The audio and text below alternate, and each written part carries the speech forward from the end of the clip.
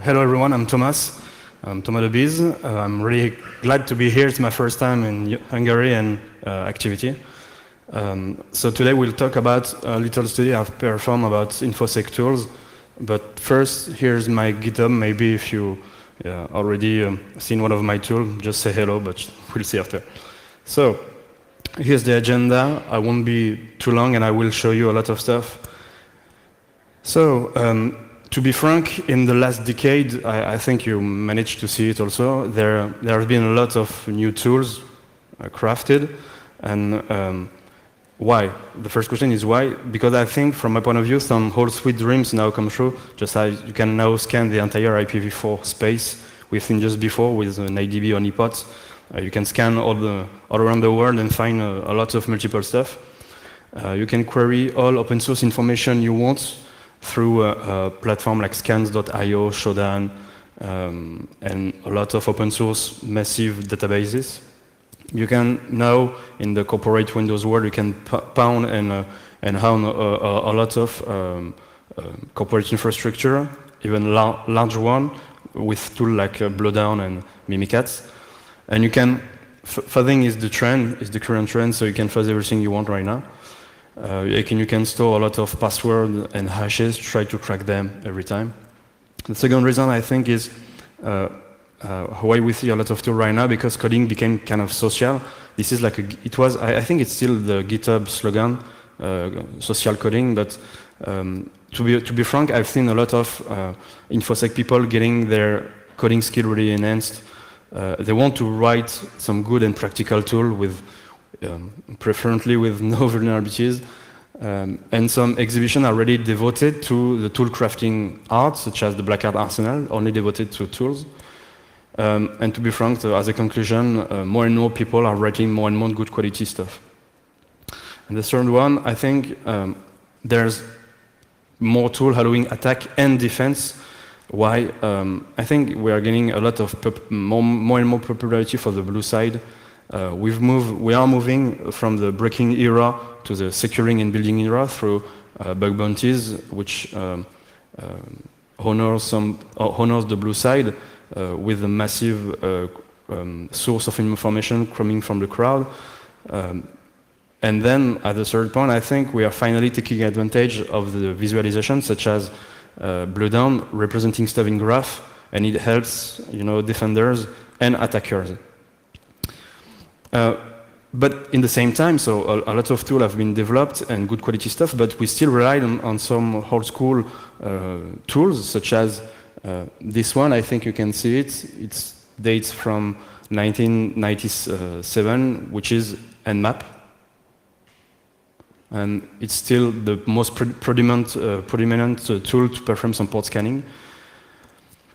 THC, which produced a lot of tools, which, like Hydra, you've seen the date, it's not coming from last year, and the group was formed in the middle of the 90s, and their tools is still quite used, I think, even from beginners to professional.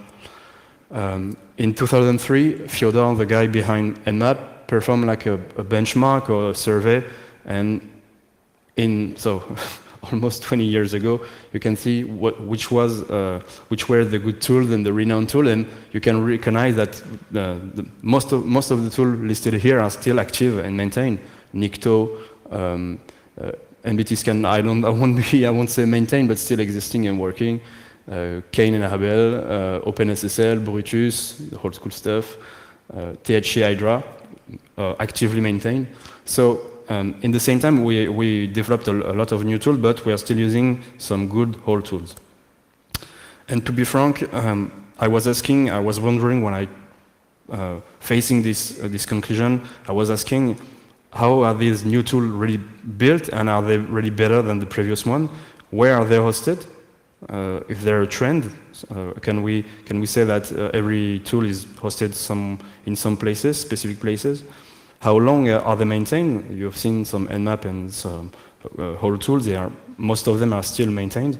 And are they really better designed than the whole one? Remember that the first version of Netcat was vulnerable to stack buffer overflow, so which is a shame for security practitioner using security vulnerable stuff. And all in all, how did it evolve? What are the trends and how our community have been doing with this kind of tool? So what I've been doing is analyze the metadata from 4 sources of publication, 4 renowned and major sources. The first one, I think you know it, it's Packetstorm, which is an old school platform. The second one, ToolsWatch. Third one, Kitploit, and the last one, Nowhere. This is the source of my study. From the two first sources, I've been crawling manually the results and the archive, and you'll see just after, for the 2 last one, I've been taking the vulnerers.com feed, which provides structured data for free, which is really helpful. And how did I did it? With Dataiku, I don't know if you know, it's a French-based startup doing an amazing tool. Mostly I use it as an Excel, better than Excel tool, mostly Excel on steroids. You can try it for free, there's a free edition. I will not demonstrating the tool, but I've been doing all the study with this tool because of the convenience. And how many records have been analyzed? So for Packetstorm, you see almost 7,000. ToolsWatch, 1,500, Kitploit, 3,000, and Nowhere, 1,000. So, as I was saying, if you don't know vulnerers.com, just check their website. I don't know if some vulnerers.com staff is here, but I want to say hello to these people because they are providing for free really good quality, and they're structuring data of unstructured feeds. Blog, IOC, exploit, whatever. So just check out their website. And I was using for my study, I was downloading the collection, the whole data set from what are they calling archive. So first, the source of the data set. So I'm switching. Okay, wait for it. So no. What I've been doing is, after grabbing all the data, I was seeing that Packetstorm, the first post and the first tool post in Packetstorm started from 1994, which is not relevant because all the other sources were not existing at that time. So I was filtering from the last decade, and you can see that most of the sources have the same order of magnitude. You know, it counts in thousands, few thousands of data. So the first thing, the first graph I wanted to draw is this one. So you can see, don't take a look at the end of the graph. You know, it feels like it goes down, but it's just because it's the 4th quarter of this year, and it's just started. So it's normal that the numbers are really lower than the previous. So you just have to stop here, and you can see that on the whole, if you draw a line, it goes on and it goes up. From 2010, so the first conclusion is more and more tools are being published. And if you see it by sources, it will print. So you can find here the 4 major sources: Kitploit, Packetstorm, ToolsWatch, and Nowhere. So the first thing we see is Kitploit is really buying everything and publishing a lot of tools, and is trying to be the new references for tool publication. And here you can see that Packetstorm is quite maintaining its rhythm, which is quite good.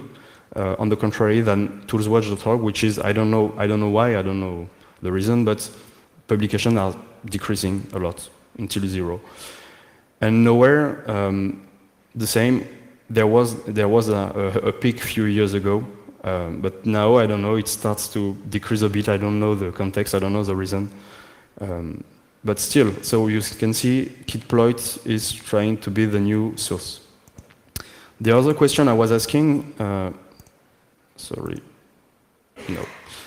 other question I was asking was where are the tools really hosted in the end? Even if you get published on one of the 4 major sources, in the end the tool is supposedly hosted on GitHub. You can see the hegemony, as we say in France, the magnificence of GitHub compared to all other sources.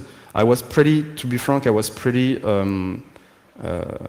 surprised to see that Bitbucket is really low, way down, you know, the good old SourceForge code.google.com, which is now shut down, but Bitbucket is, you can have the impression that Bitbucket is really developed for security people, but we don't like, apparently, to host our tool on Bitbucket, which is not quite a good idea. I think we should build some resiliency, because tomorrow, if GitHub closes or has a new policy, all our stuff is going to be locked there. Then, another interesting graph is, so we can see from the previous graph that GitHub, SourceForge, Google.com, and Bitbucket kind of were, at least in our mind, the 4 sources for tool hosting. And you can see really that before Q2, this is this one, before Q2 or Q3 of 2013, you know, there was not like an hegemony somewhere, because all the competitors were trying to fight and try to share the market. But at some turning points in 2013, really GitHub won everything. You can see the graph. Now everything is on GitHub in our community. That's the conclusion of this graph, apparently. Yeah, so if everything, if I go back to my slide, if everything is on GitHub, let's focus on GitHub. So what I did is taking analyzing 2,300 of GitHub repositories for Infosec tools, and just trying to get some statistics for each one, and computing the average, the median, and the standard deviation as just a scientific study. So stars, here you can see that on the average, an Infosec tool got 1,000 stars, and the median is 200. So remember, the median divides the words into the upper part and the lower part. So it's the lower part. So if you develop some tools and you got a number of stars above this number, almost 300, so you're in the top part. And if you're below, well, you can gain some popularity. It will help. Then for forks, you can see the number. So there's more stars than forks. People are more inclined to like a tool than maybe trying to contribute. This is maybe the first impression. The watchers is kind of the same number of the stars. Why? Because 1 star induces 1 watch on GitHub. Release is an interesting number. We don't release much. We don't release much version in at least in the GitHub format, you know, or creating a real and a true release. We are publishing really few. On the average, you see few releases. If you don't publish anything, yeah, you're on the average. Yeah, you're on the median line. I think you cannot go down.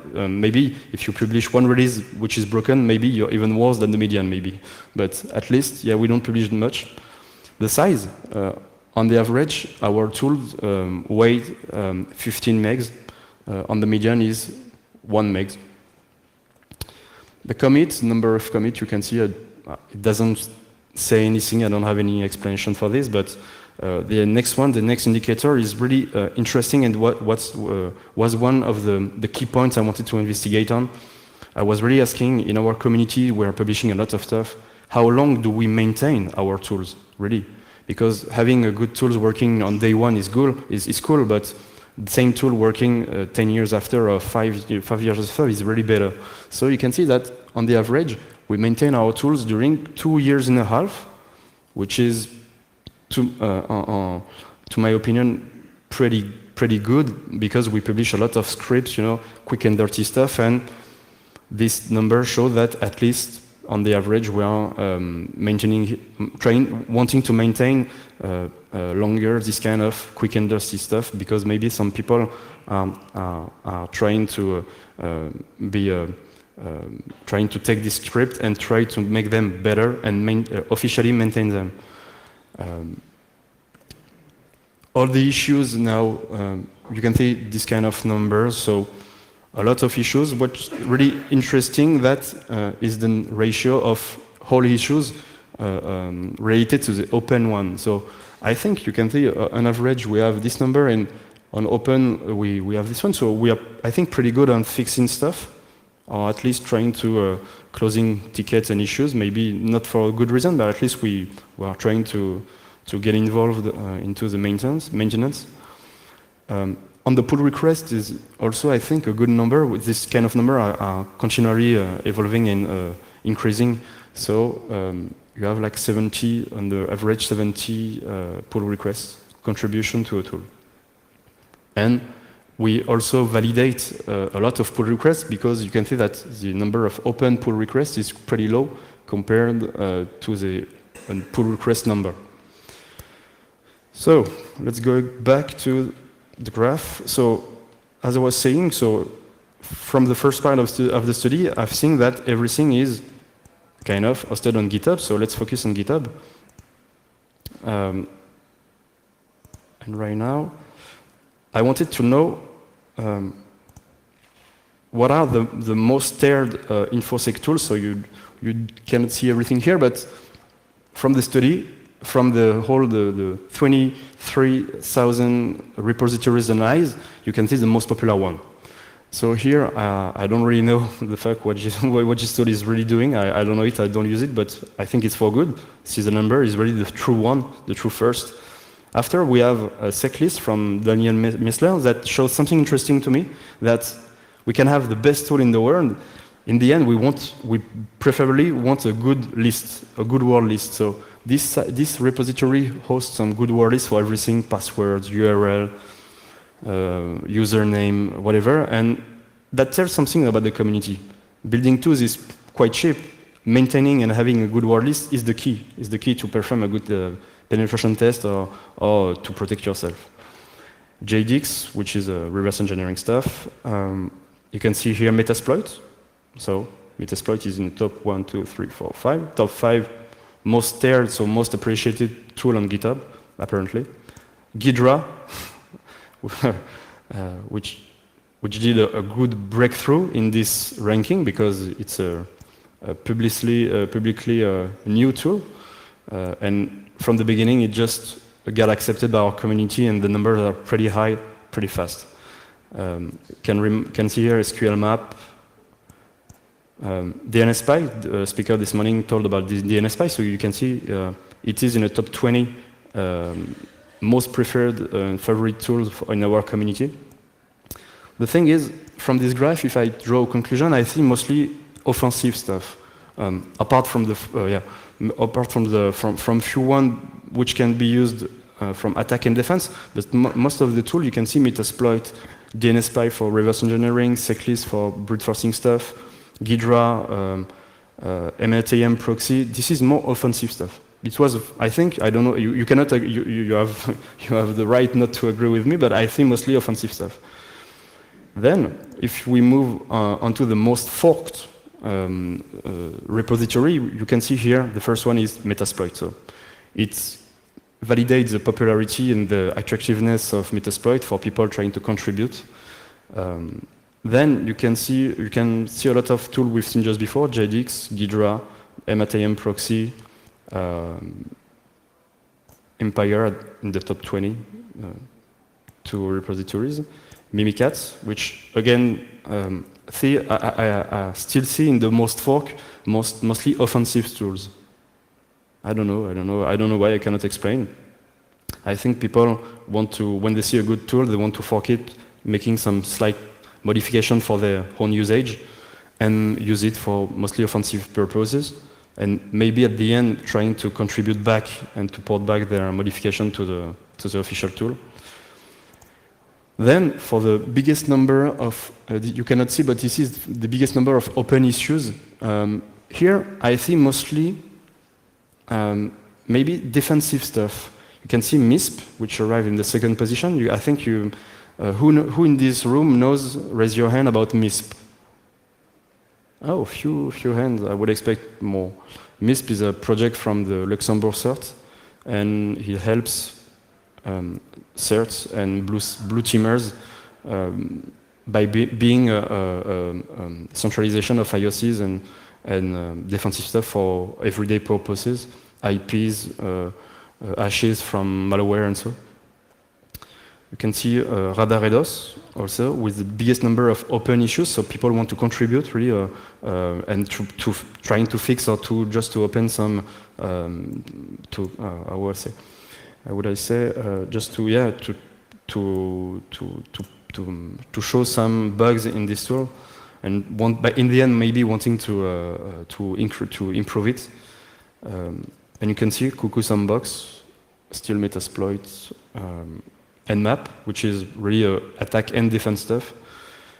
Then let's move on with the next graph, which is the Infosec tool with the biggest number of open pull requests. So after opening your issue, maybe at the same time you want to open to contribute by submitting a pull request. So here, I think we see mostly defensive stuff with Nmap. I think people want to increase their Nmap just to be allowed to be not to be allowed, but to be able, to be able to detect more stuff. You can see Hunger, which is not really defensive stuff, maybe mostly for reverse engineering, but yeah. I think this is an interesting graph to see that the project with the most contribution, open contribution.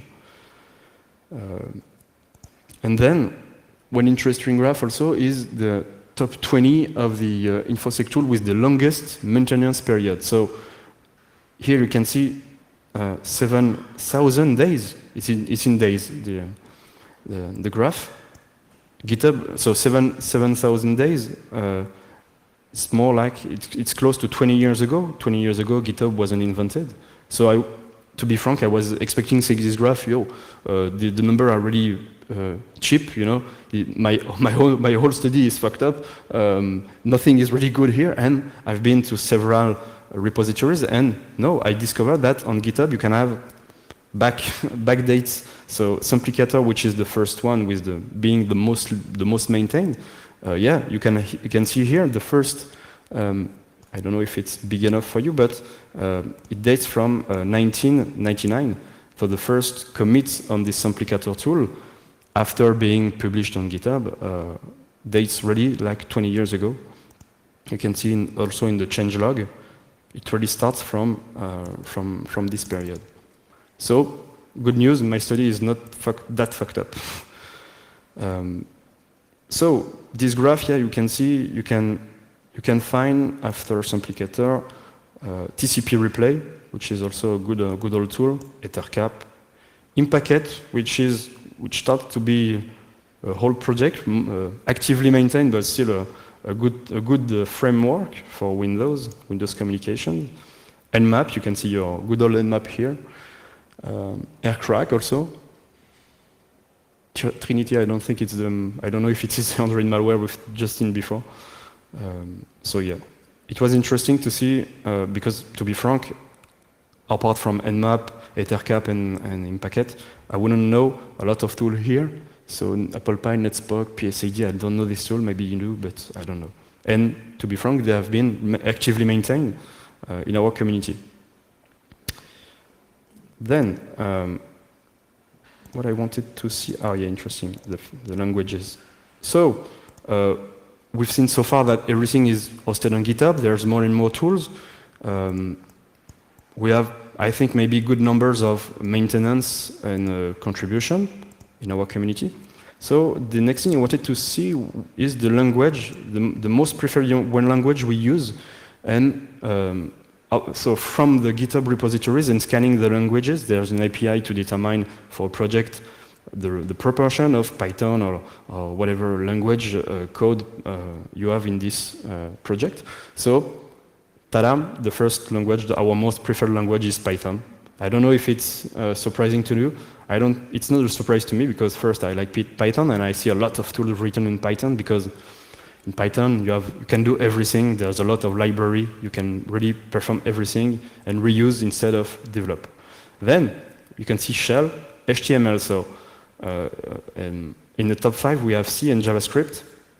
And what's interesting, because I've been doing this study, I've been presenting this study twice this year, and I've seen a nice trend in the figure. So in the early year version of this study, C# was behind Objective-C. So you can see that C# is gaining popularity. Then Go was behind Perl. So we can see that Go is trying to, again, advance in our community. And the last one, which is interesting, GitHub classifies it as a language Dockerfile. So, and Dockerfile was behind CSS. So with this movement, we can see that Docker, C#, and Go is gaining popularity and being more and more used, but still Python and Shell are the most predominant languages that we use. So if a lot of tools are mostly developed in Python, let's focus in Python. And then, on the next part of the study, I've been taking all the Python tools published on GitHub and trying to see some trends or trying to see the characteristics of this movement. So here, I don't know, this is a dumb, I don't know why I've been doing this, but I wanted to see the top 20 of the Infosec tools in Python having the biggest number of dependencies. So maybe the most complex stuff we have so far. So you can recognize some LinkedIn Carc, which is, if I don't mistake, an Android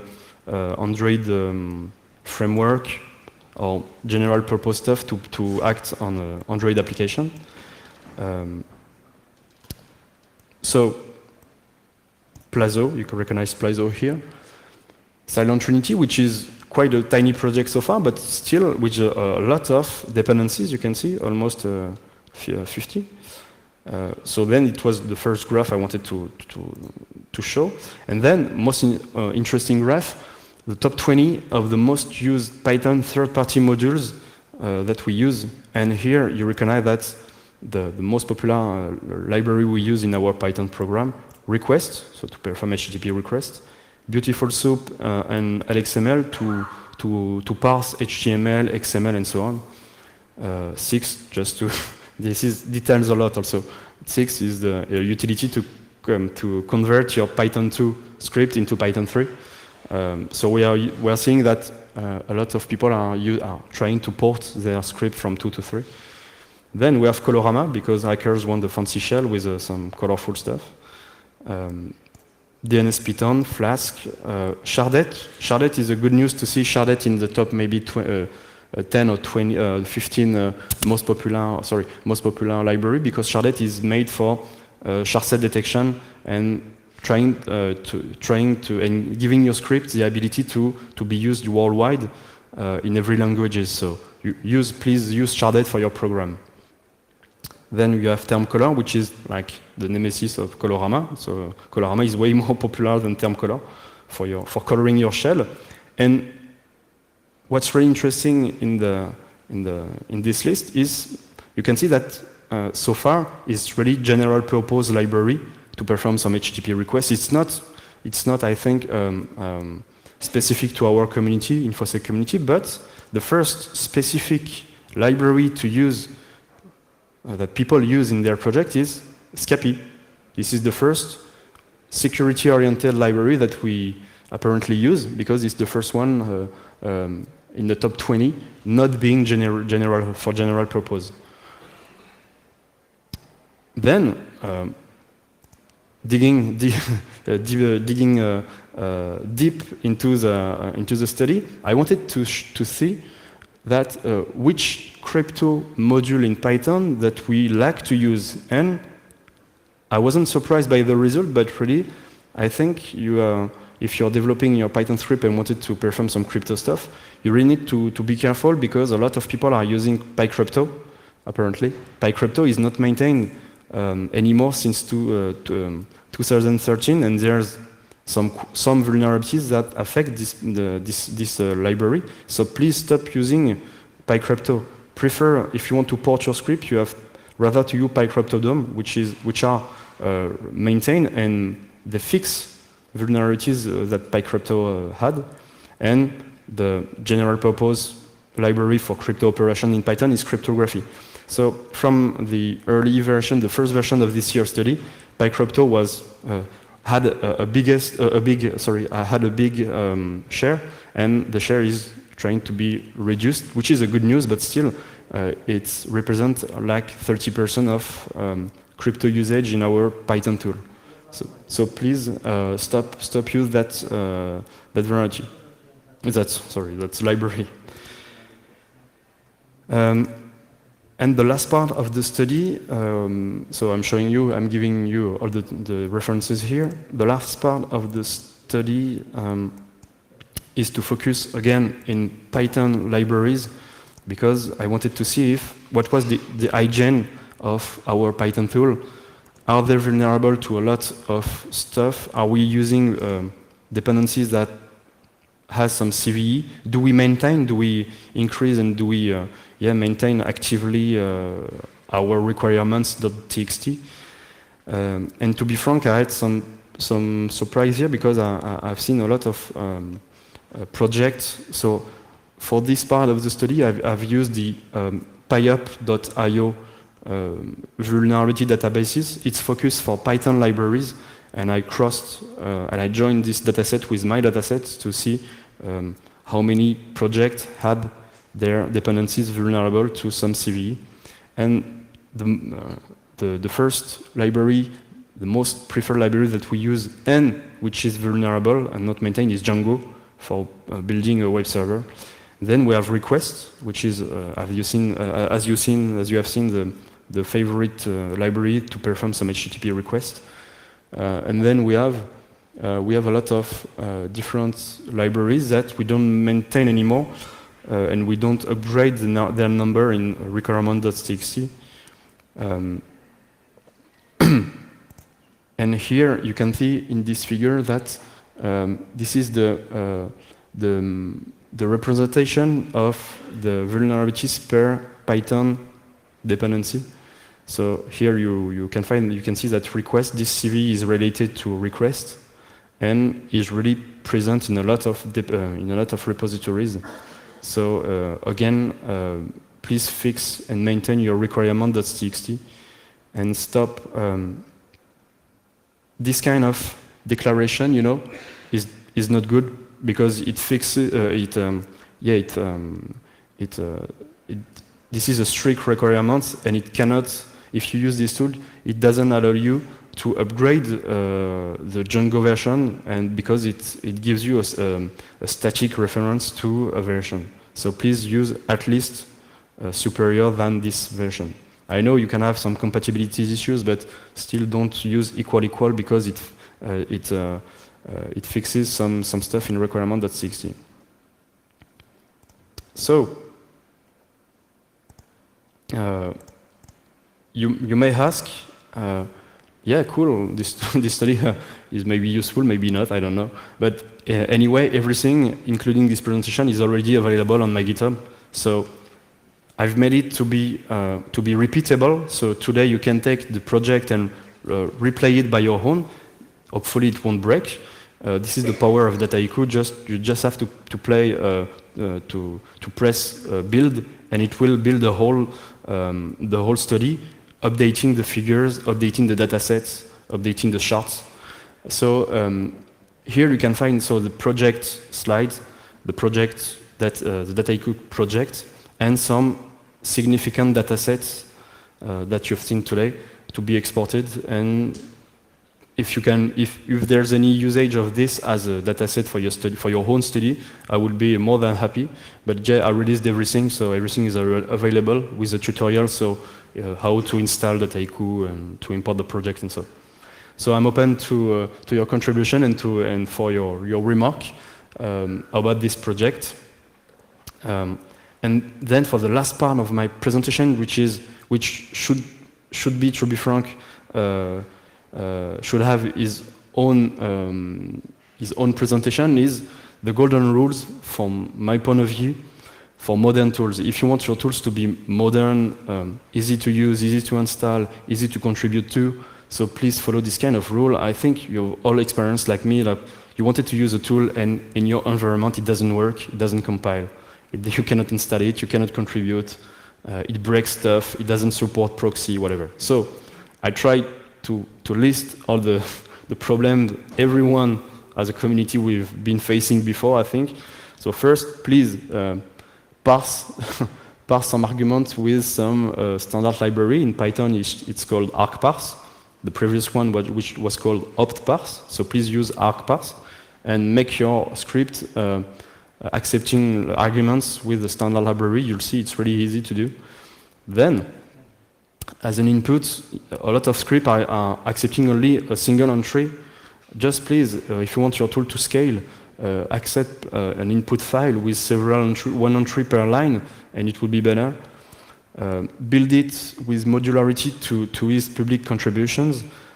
From my point of view, I don't know if you know the tool recon-ng for reconnaissance, recon-ng. I think it's pretty well developed, and it's based really on modularity, and each plugin for each site to be grabbed and to be collected is built really with a good framework.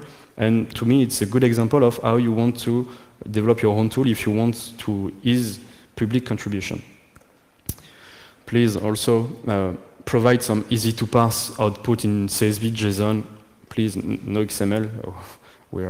This is not modern at all from my point of view. CSV or JSON, CSV for human, JSON is for programs. But really, please allow standard output. Make it, please. Not everyone. I think you will better understand my point of view here than maybe in the US.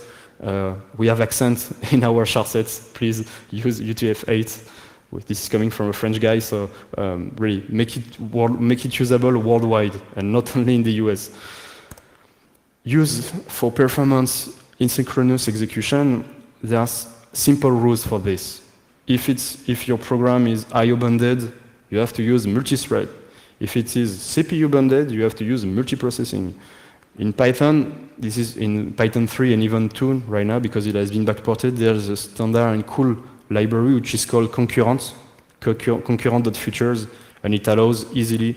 You'll see in my project I've used it a lot to perform some multiple process. I've been using a lot concurrent.futures, and it has 2 subclasses for multi-thread and multiprocessing. It's really easy to use, trust me. Provide multiple verbosity level, like from info to warning to debug, for users to be able to understand what's going on for failures. Please, in our corporate world, lots of things is based on Windows. Please, in your tool, if it does some internal scanning, internal stuff, please support NTLM authentication at least.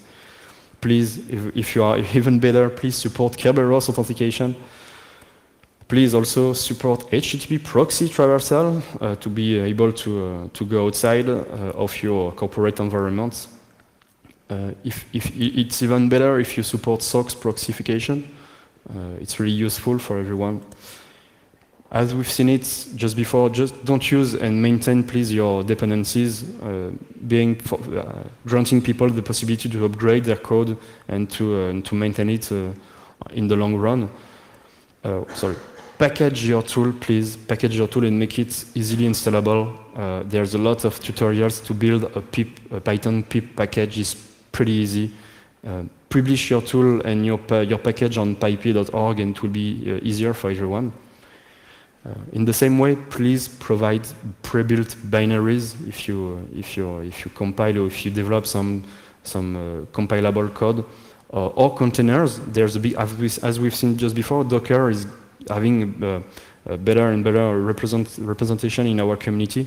A lot of people are publishing their Docker file ready to be installed, and it helps attackers and defenders. So I've seen some people saying that providing pre-built stuff helps attackers only, and no, this is not true. You have to help defenders also, because defenders has to attack their own platform to be able to understand what will be going on. So they don't have time to spend to build your your program and all your tool chain. So please provide pre-built stuff, please.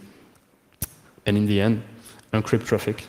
So you build some security tools. They have to be secure. This tool has to be secure, and it has to encrypt traffic, because extracting hashes, phishing people, phishing password logins is cool, but making third-party attackers not being able to see what's going on is better. So please encrypt your traffic. So as a conclusion, and I will be ready for any question after, as a quick conclusion to me, if you can make easily a good tool, some good tool will work. If your tool scale, it's better, and in the end, great tool lasts. Thank you.